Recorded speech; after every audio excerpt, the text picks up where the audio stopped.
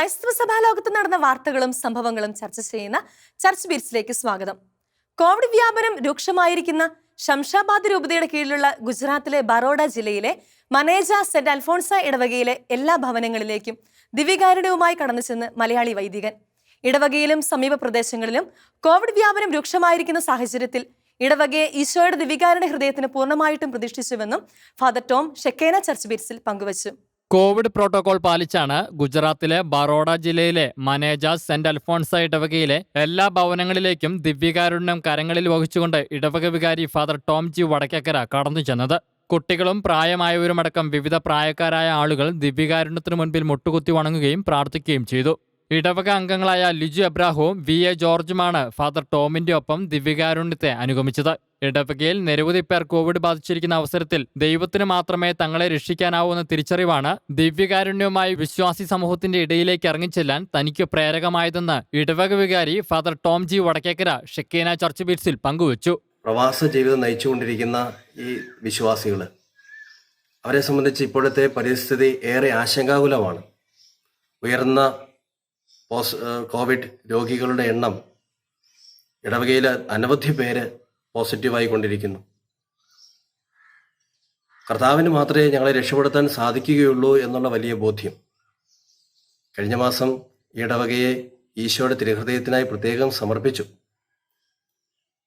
ഇത്തവണ ഈശോയെ കൊണ്ട് ദിവ്യകാരുണ്യവുമായി ഞങ്ങൾ എല്ലാ ഭവനങ്ങളിലേക്കും കടന്നു ചെന്നു. പ്രതിസന്ധികളുണ്ടായിരുന്നു, കടുത്ത ചൂടായിരുന്നു.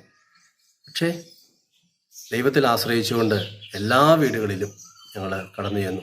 പ്രവാസികളായ സീറോ മലബാർ വിശ്വാസികൾക്ക് വേണ്ടിയുള്ള ഗുജറാത്തിലെ ആദ്യത്തെ ഇടവകയാണ് മനേജ സെന്റ് അൽഫോൺസ ദേവാലയം. ദേവാലയം അടച്ചിട്ടിരിക്കുന്ന സാഹചര്യത്തിൽ സൂമിലൂടെ ഇടവകാംഗങ്ങൾക്ക് ദിവ്യബലിയിൽ ദിവസവും പങ്കെടുക്കുവാനുള്ള അവസരവും അതോടൊപ്പം എല്ലാ ദിവസവും വൈകിട്ട് ദിവ്യകാരുണ്യം എഴുന്നള്ളിച്ചു വച്ച് കുടുംബ പ്രാർത്ഥനയും ഫാദർ ടോം ഓൺലൈനിലൂടെ നടത്തുമായിരുന്നു. ഫാദർ ടോം ജി വടക്കേക്കരയുടെ പ്രവർത്തനങ്ങൾക്ക് പ്രാർത്ഥനയും പിന്തുണയും നൽകി ശംഷാബാദ് രൂപതാധ്യക്ഷൻ മാർ റാഫെ തട്ടിലും Gujarat regional vicar general monsignor Joseph കൊല്ലംപറമ്പിലും രൂപതയിലെ മറ്റു വൈദികരും കൂടെയുണ്ട്. കൈക്കാരന്മാരായ ലിജു എബ്രാഹവും തോമസ് ജോസഫുമാണ് ഫാദർ ടോമിന്റെ പ്രവർത്തനങ്ങൾക്ക് പിന്തുണയും സഹായവും നൽകി കൂടെ നിന്നത്. എൻ്റെ 35 വർഷത്തെ പ്രവാസ ജീവിതത്തിൽ എൻ്റെ വിശ്വാസത്തെ തട്ടിയുണർത്തിയ ദൈവാനുഭവമായിരുന്നു ഞങ്ങളുടെ ഇടവക ദേവാലയത്തിലെ ദിവ്യകാരുണ്യ പ്രദർശനം. ഈ പ്രദർശനത്തെക്കുറിച്ച് അച്ഛൻ ഞങ്ങളോട് ആശയവിനിമയം നടത്തിയപ്പോൾ അച്ഛന് 100% പിന്തുണ നൽകുകയും ഞങ്ങളുടെ ഇടവകയിലെ എല്ലാ ജനങ്ങളും പ്രാർത്ഥിച്ചൊരുങ്ങുകയും ചെയ്തു.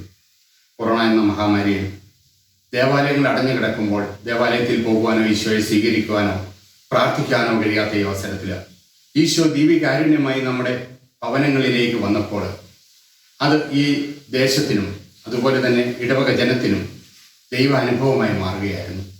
സ്വന്തമായിട്ടൊരു ഇടവക ദേവാലയം പണിയുവാനുള്ള സ്ഥലം മേടിച്ചിട്ടുണ്ടെങ്കിലും കോവിഡ് മൂലം പള്ളിപണി ആരംഭിച്ചിട്ടില്ല.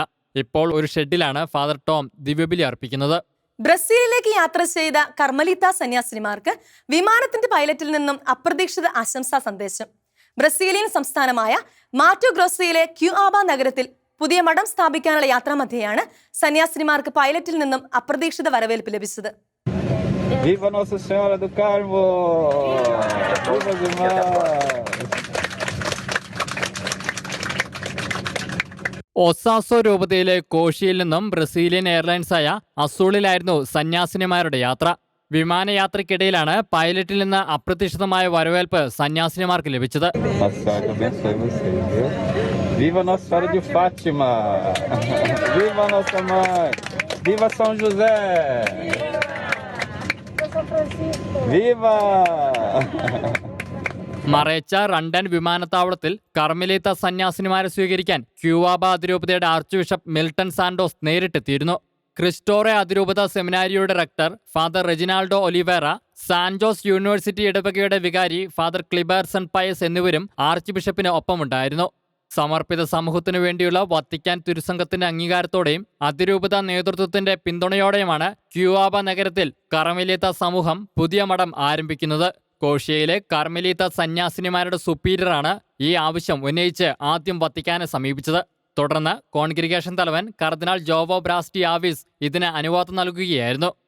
കോവിഡ് വ്യാപനം അതിരൂക്ഷമാകുന്ന സാഹചര്യത്തിൽ ആദിലാബാദ് രൂപതയിലെ നിർധനരായവരെ സഹായിക്കണമെന്ന അഭ്യർത്ഥനയുമായി തെലങ്കാനയിലെ സീറോ മലബാർ മിഷൻ രൂപതയായ ആദിലാബാദ് രൂപത മെത്രാൻ മാർ പ്രിൻസ് ആന്റണി പാണേങ്ങാടൻ. ഇതിനായി കാരുണ്യനിധി എന്ന പേരിൽ ബാങ്ക് അക്കൗണ്ടും ബിഷപ്പ് തുടങ്ങിയിട്ടുണ്ട്. ആദിലാബാദ് രൂപതയിലെ നിർധനരായവർക്ക് ഭക്ഷണത്തിനും കോവിഡ് ഹെൽത്ത് കിറ്റിനും ആവശ്യമായ തുക അയച്ചു തന്ന് സഹായിക്കണമെന്ന് ആദിലാബാദ് രൂപത മെത്രാൻ മാർ പ്രിൻസ് ആന്റണി പാണേങ്ങാടൻ പുറത്തിറക്കിയ വാർത്താക്കുറിപ്പിൽ പറഞ്ഞു. കോവിഡ് രണ്ടാം തരംഗം ആദിലാബാദ് രൂപതയെ വളരെയധികം ബുദ്ധിമുട്ടിലാഴ്ത്തിയിരിക്കുകയാണെന്നും കോവിഡ് ബാധിച്ച് രൂപതയിലെ ഒരു വൈദികനും 2 സന്യസ്തരും 15 കത്തോലിക്ക വിശ്വാസികളും മരണമടഞ്ഞെന്നും രൂപതാധ്യക്ഷൻ മാർ പ്രിൻസ് പാണേങ്ങാടൻ പറഞ്ഞു. വളരെയധികം പരാധീനതകൾ അനുഭവിച്ചുകൊണ്ടിരുന്ന ആദിലാബാദ് രൂപതയെ കോവിഡ് രണ്ടാം തരംഗം വളരെ വലിയ ഒരു പ്രതിസന്ധിയിലേക്ക് തള്ളിവിട്ടിരിക്കുകയാണ്. കോവിഡ് ഒന്നാം തരംഗം വലിയ ബുദ്ധിമുട്ടുകൾ ഉളവാക്കാതെ കടന്നുപോയെങ്കിലും ഈ രണ്ടാം തരംഗം ഒരു കൊടുങ്കാറ്റ് പോലെ ഈ പ്രദേശത്ത് ആഞ്ഞടിച്ചിരിക്കുകയാണ്. ധാരാളം ജീവിതങ്ങൾ ഈ കൊടുങ്കാറ്റിൽ ആടി ഉലയുന്നു. ഇതിനകം ഞങ്ങളുടെ രൂപതയിൽ ഒരു വൈദികനും 2 സിസ്റ്റേഴ്സും 15ഓളം കത്തോലിക്ക വിശ്വാസികളും മരണമടഞ്ഞു. ഇനിയും അനേകം പേർ ആസ്പത്രികളിൽ ചികിത്സ നേടിക്കൊണ്ടിരിക്കുന്നു. ഗ്രാമങ്ങളിൽ രോഗബാധിതരായ ജനം ഭക്ഷണത്തിനും മരുന്നിനും വേണ്ടി കൈനീട്ടുന്ന അവസ്ഥയിൽ ആണ്. ഈ സന്ദർഭത്തിൽ ഈ പാവപ്പെട്ട ജനങ്ങൾക്ക്, നിർധനരായ ഇവിടുത്തെ കൃഷിക്കാർക്ക്, കൂലിപ്പണിക്കാർക്ക് ഭക്ഷണവും മരുന്നും എത്തിക്കുവാനുള്ള പരിശ്രമത്തിലാണ് ആദിലാബാദ് രൂപത. ഭക്ഷണ കിറ്റിന് 540 രൂപയും കോവിഡ് കിറ്റിന് 750 രൂപയുമാണ് ചെലവ് വരിക. കോവിഡ്-19 മൂലം വളരെയേറെ ബുദ്ധിമുട്ടുന്നവരെ സഹായിക്കുന്നതിനായി കാരുണ്യനിധി എന്ന പേരിൽ ഒരു അക്കൗണ്ട് ബിഷപ്പ് തുടങ്ങിയിട്ടുണ്ട്. സുമനസ്സുകളുടെ സഹായം പ്രതീക്ഷിച്ചു തുടങ്ങിയിരിക്കുന്ന ഈ പദ്ധതിയിൽ എല്ലാവരും സഹകരിക്കണമെന്നും ബിഷപ്പ് പറഞ്ഞു. കോവിഡിന്റെ ആദ്യ നാളുകൾ മുതൽ രൂപതയിലെ പാവപ്പെട്ടവരും നിരാലംബരുമായവരുടെ അടുക്കൽ ചെന്ന് അവരെ സഹായിക്കുകയും അവർക്ക് ആവശ്യമായ സഹായങ്ങൾ രൂപതാധ്യക്ഷന്റെയും രൂപതയിലെ സോഷ്യൽ സർവീസ് വിഭാഗത്തിന്റെയും നേതൃത്വത്തിൽ ചെയ്തു വരികയാണ്. ക്രൈസ്തവ വിശ്വാസത്തെ അസന്മാർഗിക തലത്തിൽ ചിത്രീകരിച്ച് സന്യാസ സമൂഹത്തെ അടച്ചാക്ഷേപിച്ച അക്വേറിയം എന്ന സിനിമയുടെ പ്രദർശനാനുമതിയിൽ അടിയന്തര തീരുമാനമെടുക്കാൻ കേന്ദ്ര സർക്കാരിന് ഡൽഹി ഹൈക്കോടതിയുടെ നിർദ്ദേശം. റിലീസിംഗ് തടയണമെന്നാവശ്യപ്പെട്ട് സിസ്റ്റർ ജെസ്സി മാണി നൽകിയ ഹർജിയിലാണ് ഡിവിഷൻ ബെഞ്ച് ഉത്തരവിട്ടത്.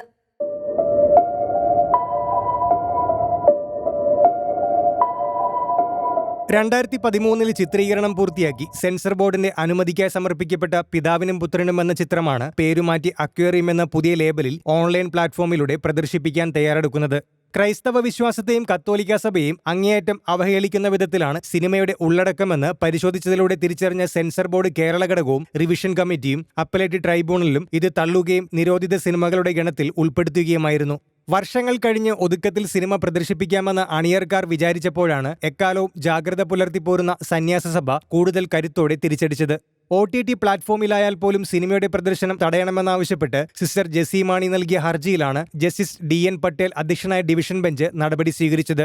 മതവികാരം മുറിവേൽപ്പിക്കുന്നതാണ് ഈ സിനിമയെന്ന് ഹർജിക്കാരിക്കു വേണ്ടി വാദിച്ച അഭിഭാഷകരായ ജോസ് എബ്രഹാം, ദീപ ജോസഫും വ്യക്തമാക്കി. എന്നാൽ OTT പ്ലാറ്റ്ഫോമിൽ സിനിമ പ്രദർശിപ്പിക്കുന്നതിന് നിലവിൽ യാതൊരു അനുമതിയുടെയും ആവശ്യമില്ലെന്നും എങ്കിൽ പോലും ഇക്കാര്യത്തിൽ കേന്ദ്ര സർക്കാർ നടപടിയെടുക്കാൻ നിർദ്ദേശിക്കണമെന്നും ഹർജിക്കാർ ആവശ്യപ്പെട്ടു. OTT പ്ലാറ്റ്ഫോമിലെ സിനിമാ പ്രദർശനം വേണ്ട രീതിയിൽ പരിശോധിക്കണമെന്ന് സുപ്രീം കോടതി നേരത്തെ നിർദ്ദേശിച്ചിട്ടുണ്ടെന്നും അഭിഭാഷകർ ചൂണ്ടിക്കാട്ടി. ഇക്കാര്യങ്ങൾ പരിഗണിച്ച് അടിയന്തരമായി തീരുമാനമെടുക്കാൻ കേന്ദ്ര സർക്കാരിനോട് നിർദ്ദേശിച്ച കോടതി ഹർജി തീർപ്പാക്കുകയും ചെയ്തു. സിനിമ ഏതുവിധേനയും പൊതുസമൂഹത്തിലേക്ക് എത്തിക്കാൻ കുറുക്കുവഴി തേടിയ പിന്നണി പ്രവർത്തകർ തങ്ങളുടെ സ്വാധീന ശക്തി ഉപയോഗിച്ച് വീണ്ടും പ്രദർശിപ്പിക്കാൻ കിണഞ്ഞു പരിശ്രമിക്കുകയായിരുന്നു. മാവോയിസ്റ്റ് ബന്ധം ആരോപിച്ച് NIA അറസ്റ്റ് ചെയ്ത ഫാദർ സ്റ്റാൻ സാമിയുടെ ആരോഗ്യനില വിലയിരുത്തുന്നതിനായി മെഡിക്കൽ ബോർഡ് രൂപീകരിക്കാൻ മുംബൈ ഹൈക്കോടതിയുടെ ഉത്തരവ്. മാസങ്ങൾക്കപ്പുറം ജയിൽ ജീവിതം ദുസ്സഹമായതോടെ പലവിധ അസുഖങ്ങളും പിടിപെട്ട് അദ്ദേഹത്തിന്റെ ആരോഗ്യം ക്ഷയിച്ചതിനെ തുടർന്നാണ് മുംബൈ ഹൈക്കോടതിയുടെ സുപ്രധാന തീരുമാനമുണ്ടായിരിക്കുന്നത്. 7 മാസത്തോളമായി ജയിലിൽ കഴിയുന്ന ഫാദർ സ്റ്റാൻ സാമിയുടെ ആരോഗ്യനില തീർത്തും വഷളായതിനാൽ അദ്ദേഹത്തിനു മെച്ചപ്പെട്ട ചികിത്സ ഉറപ്പാക്കാനും ജാമ്യം നേടിക്കൊടുക്കാനും കടുത്ത പരിശ്രമത്തിലായിരുന്നു ഈശോ സഭയിലെ വൈദികരും അദ്ദേഹത്തിന്റെ സുഹൃത്തുക്കളും. 84-കാരനായ ഫാദർ സ്റ്റാൻ സാമിക്ക് ആധാർ കാർഡില്ലാത്തതിനാൽ വാക്സിൻ നിഷേധിച്ചതും തടവിലുള്ള രോഗികളെ പരിചരിക്കാൻ അലോപ്പതി ഡോക്ടർമാരോ നഴ്സുമാരോ സപ്പോർട്ട് സ്റ്റാഫോ മരുന്നുകളോ ഇല്ലാത്തതും ഉൾപ്പെടെയുള്ള വിവരങ്ങൾ പുറത്തുവന്നതും ആരോഗ്യനില ഗുരുതരമായതും അടിയന്തരമായി ചികിത്സ ലഭ്യമാക്കാൻ കാരണമായി. വ്യാഴാഴ്ചത്തെ വിശദമായ പരിശോധനകൾക്കു ശേഷം വെള്ളിയാഴ്ച മുംബൈ ഹൈക്കോടതിയിൽ മെഡിക്കൽ റിപ്പോർട്ട് സമർപ്പിക്കുവാനും തീരുമാനിച്ചു. മുംബൈ ഹൈക്കോടതിയാണ് ഇതിനുവേണ്ട നിർദ്ദേശങ്ങൾ ജയിൽ അധികൃതർക്ക് നൽകിയത്. ഒപ്പം തന്നെ മെഡിക്കൽ ബോർഡ് രൂപീകരിക്കാനും മുംബൈയിലെ JJ ഹോസ്പിറ്റൽ ഡീനോട് കോടതി ഉത്തരവിട്ടു. കോടതിയിൽ മെഡിക്കൽ റിപ്പോർട്ട് സമർപ്പിക്കുന്ന മുറയ്ക്ക് വീഡിയോ കോൺഫറൻസ് മുഖേന ഫാദർ സ്റ്റാൻ സാമിയുടെ ഭാഗം കേൾക്കാനാണ് കോടതി ഉദ്ദേശിക്കുന്നത്. ശേഷം ജാമ്യാപേക്ഷയിൽ തീർപ്പ് കൽപ്പിക്കും. ന്യൂനപക്ഷ ക്ഷേമ വകുപ്പ് മുഖ്യമന്ത്രി ഏറ്റെടുക്കുന്നതിൽ നന്ദിയും സന്തോഷവും അറിയിച്ച് KCBCയും കേരള കത്തോലിക്ക സഭാ നേതൃത്വവും. ന്യൂനപക്ഷ ക്ഷേമ വകുപ്പ് മുഖ്യമന്ത്രി ഏറ്റെടുക്കുന്നതോടെ അർഹമായ പ്രാതിനിധ്യം ക്രൈസ്തവർക്ക് ലഭിക്കുമെന്നാണ് പ്രതീക്ഷിക്കുന്നതെന്നും സഭാ നേതൃത്വം വ്യക്തമാക്കി. രണ്ടാം പിണറായി സർക്കാരിലെ മന്ത്രിമാരുടെ വകുപ്പ് സംബന്ധിച്ച അന്തിമ ഗസറ്റ് വിജ്ഞാപനത്തിൽ നിർണായകമായ മാറ്റമാണ് ഉണ്ടായിരിക്കുന്നത്. മുൻപ് നിശ്ചയിച്ചതിൽ നിന്നും വ്യത്യസ്തമായി ന്യൂനപക്ഷ ക്ഷേമ വകുപ്പ് മുഖ്യമന്ത്രി പിണറായി വിജയൻ ഏറ്റെടുത്തു. കഴിഞ്ഞ ദിവസം പ്രഖ്യാപിച്ച മന്ത്രിസഭാ പട്ടികയിൽ V. അബ്ദുറഹ്മാനായിരുന്നു ന്യൂനപക്ഷ ക്ഷേമ വകുപ്പ് നൽകിയിരുന്നത്. ക്രൈസ്തവ സമൂഹത്തോടുള്ള കടുത്ത വിവേചനത്തെ തുടർന്ന് ന്യൂനപക്ഷ ക്ഷേമ വകുപ്പ് വലിയ വിവാദങ്ങൾക്ക് ഇടയായിരുന്നു. മാറി മാറി വരുന്ന മന്ത്രിസഭകളിൽ ന്യൂനപക്ഷ ക്ഷേമ വകുപ്പ് കൈകാര്യം ചെയ്തിരുന്നവരിൽ നിന്ന് കടുത്ത വിവേചനം നേരിട്ട പശ്ചാത്തലത്തിൽ പുതിയ മന്ത്രിസഭ സ്ഥാനമേൽക്കുമ്പോൾ ന്യൂനപക്ഷ ക്ഷേമ വകുപ്പ് മുഖ്യമന്ത്രി ഏറ്റെടുക്കണമെന്നും 80-20% കണക്കിൽ ന്യൂനപക്ഷ അനുവാദ വിതരണത്തിന് മാറ്റം വരണമെന്നാണ് KCBCയുടെ ആവശ്യമെന്ന് KCBC media commission chairman Mar Joseph Pamplany പറഞ്ഞു. ബഹുമാനപ്പെട്ട മുഖ്യമന്ത്രി തന്നെ കൈകാര്യം ചെയ്യുന്നു എന്ന് അറിയിച്ചുകൊണ്ടുള്ള ഗവൺമെൻറ് ഉത്തരവ് പുറത്തു വന്നതിൽ KCBC പ്രത്യേകം നന്ദി സർക്കാരിനെ അറിയിക്കുകയാണ്. കാരണം ഈ ഒരു ആവശ്യം KCBC സർക്കാരിൻ്റെ മുൻപേ തന്നെ വച്ചിട്ടുള്ളതായിരുന്നു. ന്യൂനപക്ഷ വകുപ്പിൻ്റെ പ്രവർത്തനങ്ങൾ സുതാര്യമായിട്ടല്ല, നീതിപൂർവമായിട്ടല്ല നടക്കുന്നത് എന്നും ന്യൂനപക്ഷങ്ങൾക്കെല്ലാം നീതിപൂർവമായ ആനുകൂല്യ വിതരണങ്ങൾ സംഭവിക്കുന്നില്ല എന്നുമുള്ളത് ക്രൈസ്തവ ന്യൂനപക്ഷത്തിൻ്റെ വർഷങ്ങളായുള്ള പരാതിയായിരുന്നു.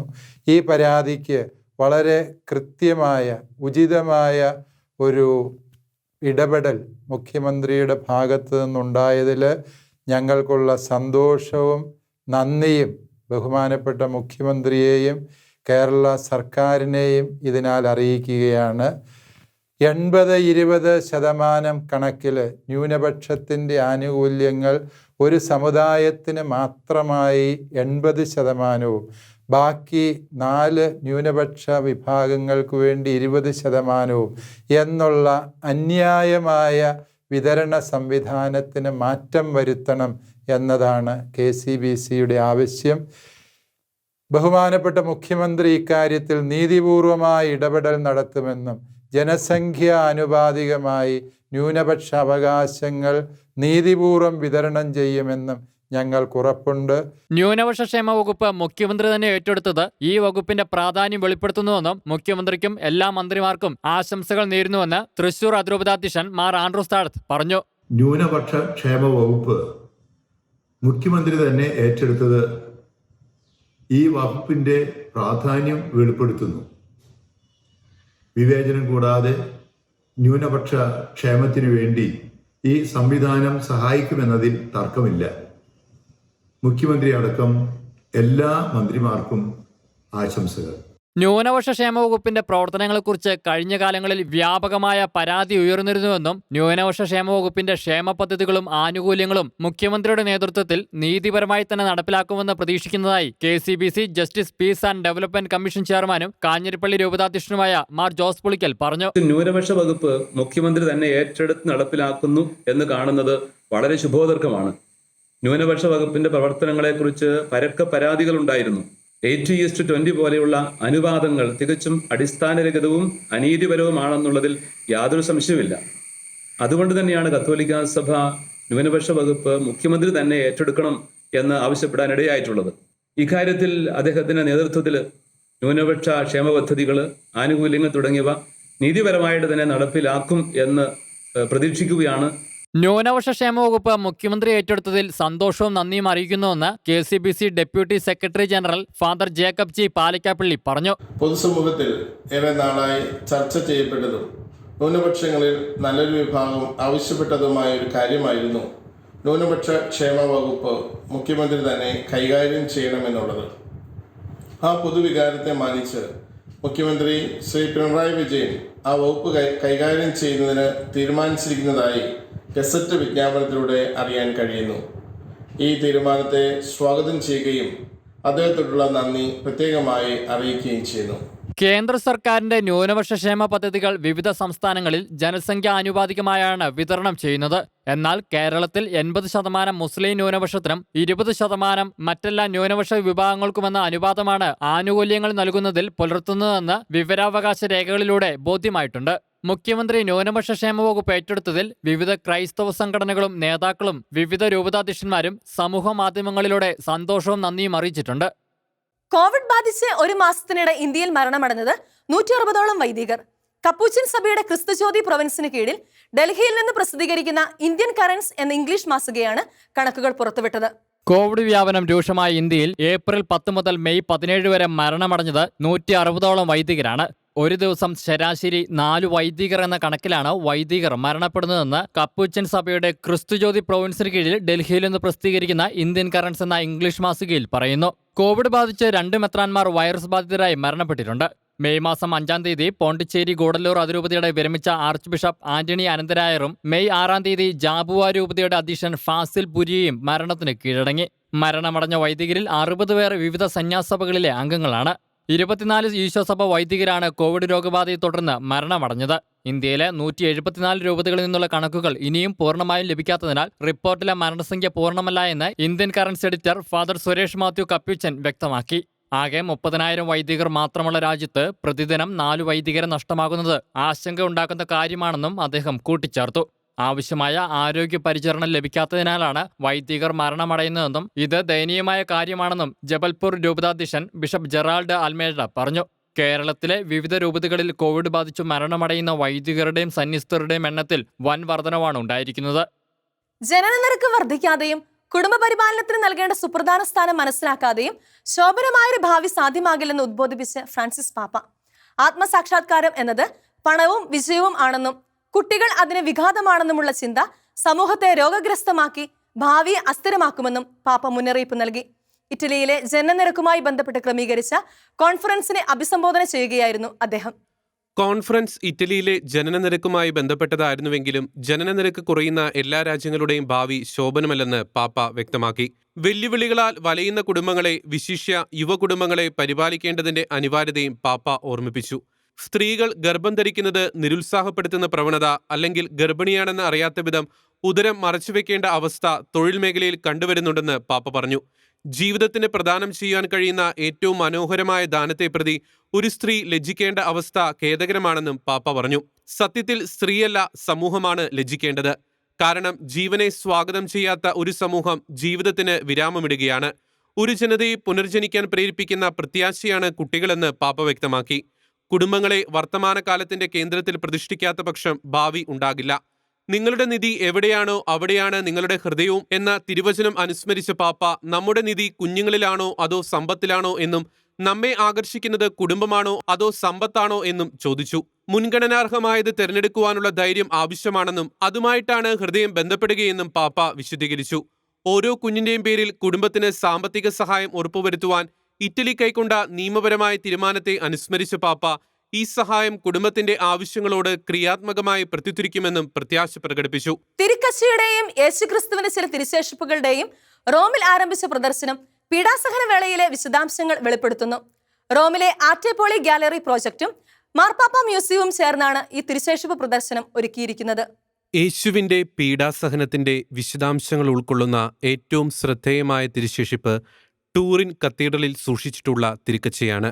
പാരമ്പര്യമനുസരിച്ച് ക്രൂശിതന്റെ ശാരീരികാവസ്ഥ ഈ തിരുക്കച്ചയിൽ നിന്നും വെളിവാകുന്നുവെന്ന് വിശ്വസിക്കപ്പെടുന്നു. ആർട്ടെപോളി ഗാലറി പ്രോജക്റ്റ് ഒരുക്കിയ പ്രദർശനത്തിൽ മറ്റ് തിരുശേഷിപ്പുകളും പ്രദർശനത്തിനുണ്ട്. മാണ്ടോ തിരുക്കാസയിൽ നിന്നും ലഭിച്ച കർത്താവിന്റെ തിരുരക്തത്തിന്റെ ഒരംശം, മുൾക്കിരീടത്തിന്റെ ഒരംശം, കുരിശിൽ തറയ്ക്കാൻ ഉപയോഗിച്ച ആണിയുടെ ഒരു ഭാഗം, ഒരു കുരിശ്, തിരുക്കച്ചയുടെ തന്നെ കഷ്ണം എന്നിവയുണ്ട്. ഈ തിരുശേഷിപ്പുകളുടെ പ്രാധാന്യം ഒരുപാട് പേർ വിശ്വാസത്തിലേക്ക് വരുവാൻ കാരണമാകുന്നുവെന്ന് ആർട്ടെപോളി ഗാലറി പ്രോജക്റ്റിന്റെ ഇവാൻ മൻസുറ പറഞ്ഞു. ഒരു വട്ടം ഒരു മനുഷ്യൻ ഇത് ചുംബിക്കുവാൻ വീൽചെയറിൽ തന്റെ മകനെ കൊണ്ടുവന്നത് ഇവാൻ വിവരിച്ചു. പ്രദർശനത്തിലുള്ള ഇറ്റാലിയൻ ഡെർജിയോ റോഡെല്ല നിർമ്മിച്ച ക്രിസ്തുവിന്റെ രൂപം തിരുക്കച്ചയിലെ അടയാളങ്ങളോട് കൃത്യമായി സ്വാരൂപ്യമുള്ളതാണ്. പ്രദർശനത്തിൽ തിരുക്കച്ചയെക്കുറിച്ചുള്ള പൂർണ്ണ വിവരവുമുണ്ട്. ലോക യുവജന ദിനാഘോഷങ്ങൾ നടത്തേണ്ടതിന് ആവശ്യമായ അജപാലന മാർഗനിർദ്ദേശങ്ങൾ അടങ്ങിയ രൂപരേഖ dicastery four laity family and life പ്രസിദ്ധീകരിച്ചു. 6 അധ്യായങ്ങളാണ് രൂപരേഖയിൽ ഉൾപ്പെടുത്തിയിരിക്കുന്നത്. 2023 പോർച്ചുഗലിലെ ലിസ്ബണാണ് ലോക യുവജന ദിനാഘോഷങ്ങൾക്ക് ആതിഥേയത്വം വഹിക്കുന്നത്. യുവജന ദിനാഘോഷങ്ങൾ സഭയ്ക്കു നൽകിയ അനുഗ്രഹങ്ങൾ, ലോക യുവജന ദിനാഘോഷത്തിന്റെ പ്രാധാന്യം, യുവജനങ്ങളും ക്രിസ്തുവുമായുള്ള സ്നേഹബന്ധം, ലോക യുവജനാഘോഷവേളകളിലെ അനുഭവങ്ങൾ, യുവനേതൃത്വത്തെ വളർത്തൽ, പാപ്പയുടെ ലോക യുവജന സന്ദേശം എന്നിവയെല്ലാമാണ് ഓരോ അധ്യായങ്ങളിലായി വിവരിക്കുന്ന വിഷയങ്ങൾ. പരിശുദ്ധ പിതാവിന്റെ സാന്നിധ്യത്തിൽ 3 വർഷത്തിലൊരിക്കലാണ് വ്യത്യസ്ത രാജ്യങ്ങളുടെ ആതിഥേയത്വത്തിൽ ലോക യുവജന ദിനാഘോഷം നടത്തുന്നത്. പോർച്ചുഗലിലെ ലിസ്ബണിൽ 2023 നടക്കാനിരിക്കുന്ന ലോക യുവജന ദിനത്തിനായുള്ള ഒരുക്കങ്ങൾ മുന്നേറുന്നു. 36 വർഷമായി തുടരുന്ന ഈ യുവജന സമ്മേളനം 3 വർഷത്തിൽ ഒരിക്കലാണ് നടക്കാറുള്ളത്. 2022 ഓഗസ്റ്റിലാണ് ഇത് നിശ്ചയിച്ചിരുന്നതെങ്കിലും കോവിഡ് പകർച്ചവ്യാധിയെ തുടർന്ന് നീട്ടിവെക്കുകയായിരുന്നു. ആരോഗ്യപരമായ സുരക്ഷാ ക്രമീകരണങ്ങളെ മുൻനിർത്തിയാണ് യുവജന സമ്മേളനം നീട്ടിവെച്ചതെന്ന് വത്തിക്കാൻ പ്രസ് ഓഫീസ് മുന്നേ അറിയിച്ചിരുന്നു. ലോക യുവജന ദിനത്തെ ഒരു വെർച്വൽ ഇവന്റായി ചുരുക്കാൻ വത്തിക്കാൻ ആഗ്രഹിക്കുന്നില്ല എന്നതിന്റെ തെളിവും കൂടിയാണ് ഇതെന്ന് പ്രമുഖ മാധ്യമങ്ങൾ വിലയിരുത്തിയിരുന്നു.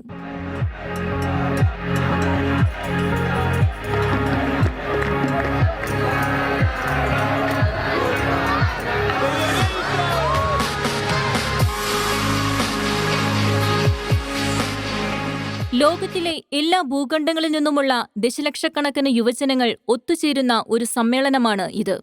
1995 ഫിലിപ്പീൻസിൽ നടന്ന സമ്മേളനത്തിൽ 5 ദശലക്ഷം യുവജനങ്ങൾ പങ്കെടുത്തു. ഇതാണ് ഏറ്റവും കൂടുതൽ പേർ ഒത്തുകൂടിയ സമ്മേളനം. 2019 പനാമ സിറ്റിയിൽ നടന്ന സമ്മേളനത്തിൽ 7 ദശലക്ഷത്തിലധികം പേർ പങ്കെടുത്തു. ലോകത്തിലെ ഏറ്റവും വലിയ മരിയൻ തീർത്ഥാടന കേന്ദ്രമായ ഫാത്തിമയിൽ നിന്നും 75 മൈൽ അകലെയുള്ള ലിസ്ബണിൽ ഏകദേശം 5 ലക്ഷത്തിനു മുകളിൽ യുവജനങ്ങൾ ഒത്തൊരുമിക്കുമെന്നാണ് പ്രതീക്ഷിക്കുന്നത്. ഇതിനായുള്ള ഒരുക്കങ്ങൾ പുരോഗമിച്ചുകൊണ്ടിരിക്കുകയാണ്. ലോക യുവജന ദിനാഘോഷത്തിനായി സംഘാടകർ ജനുവരി 27 തീം സോങ് പുറത്തിറക്കുകയും ചെയ്തു. വിശുദ്ധ ജോൺ പോൾ രണ്ടാമൻ പാപ്പയാണ് യുവജനങ്ങളുടെ ഈ ആഗോള സമ്മേളനത്തിന് തുടക്കം കുറിച്ചത്.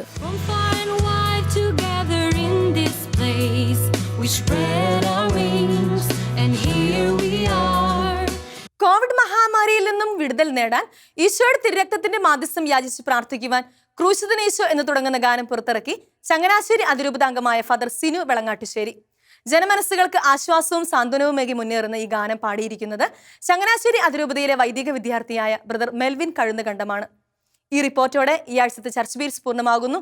ഇനി ക്രൈസ്തവ സഭാലോകത്തെ വാർത്തകളും വിശേഷങ്ങളുമായി അടുത്തയാഴ്ച ഇതേ ദിവസം ഇതേ സമയം കാണാം. നന്ദി, നമസ്കാരം. ക്രൂശിതനീശോ നിൻ തിരുരക്തം എന്നെ പൊതിയുന്ന നിമിഷം,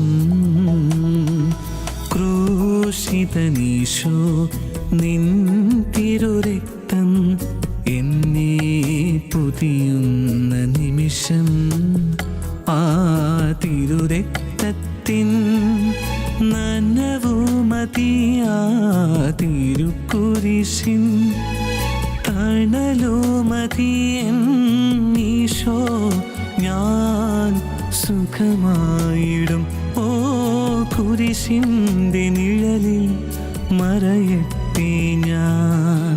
ക്രൂശിതനീശോ നിൻ തിരുരക്തം എന്നെ പൊതിയുന്ന നിമിഷം.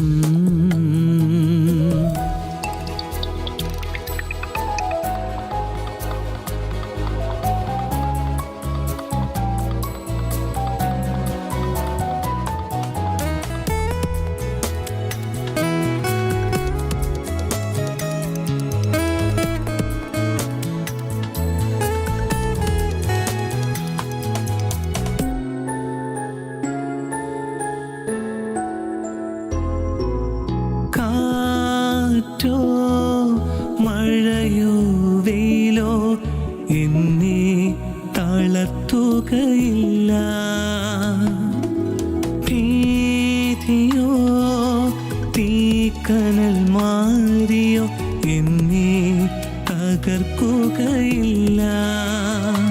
നിന്റെ കൃപ മാത്രമാണെന്റെ അഭയകേന്ദ്രം, നിന്റെ തിരുമുറിപ്പാടാണ് വിജയമന്ത്രം. നീർച്ചാലിനരി തിരികെ നടത്തിയിടുക. ഓ ഇന്നന്തരംഗം സുഖമായിടും. ക്രൂശിതനീശോ നിൻ തിരുരക്തം എന്നെ പുതിയുന്ന നിമിഷം.